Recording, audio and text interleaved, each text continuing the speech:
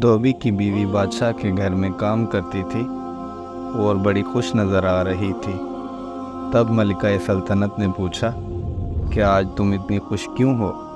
धोबन ने कहा कि आज धन्नो पैदा हुआ है। मलिका ने उसको मिठाई पेश करते हुए कहा, धन्नो की पैदाइश की खुशी में खाओ। इतने में बादशाह भी कमरे में दाखिल हुआ। मलिका को खुश देखकर पूछा, आज आप इतनी खुश क्यों हैं? कोई ख़ास वजह है? मलिका ने कहा, सुल्तान ये ले मिठाई खाएं आप भी, आज धन्नो पैदा हुआ है, इसलिए खुशी के मौके पे खुश होना चाहिए। बादशाह को बीवी से बड़ी मोहब्बत थी। बादशाह ने दरबान को कहा कि मिठाई हमारे पीछे पीछे ले आओ। बादशाह बाहर दरबार में आया तो बादशाह बहुत खुश था। वज़ीरों ने जब बादशाह को खुश देखा तो वाह वाह की आवाज़ें गूंजने लगी। बादशाह मज़ीद खुश हुए। बादशाह ने कहा, सबको मिठाई बांट दो। मिठाई खाते हुए बादशाह से वज़ीरों ने पूछा, बादशाह सलामत, ये आज मिठाई किस खुशी में आई है? बादशाह ने कहा कि आज धन्नो पैदा हुआ है। एक मशीर ने चुपके से वज़ीर आज़म से पूछा, वज़ीर बातदबीर, वैसे ये धन्नो है क्या? वज़ीर आज़म ने कहा कि मुझे तो इल्म नहीं है, ये धन्नो क्या बला है, बादशाह से पूछता हूँ। वज़ीर आज़म ने हिम्मत करके पूछा, बादशाह सलामत, वैसे ये धन्नो है कौन?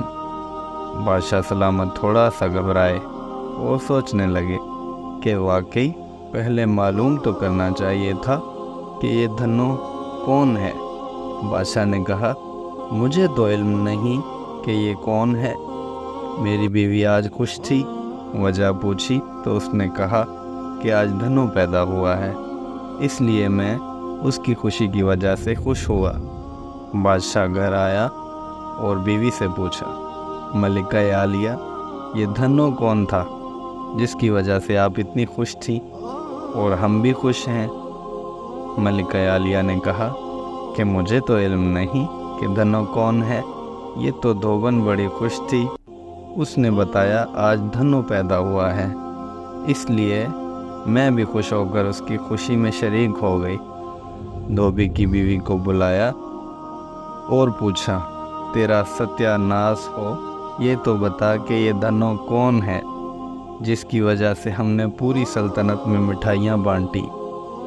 धोबन बोली, ये धन्नो हमारी गधी का बच्चा है जो कल पैदा हुआ है। ऐसा ही हाल हमारे यहाँ सोशल मीडिया का है। जो भी खबर मिलती है बग़ैर तस्दीक के फ़ौरन ग्रुप और सोशल मीडिया पर आ जाती है।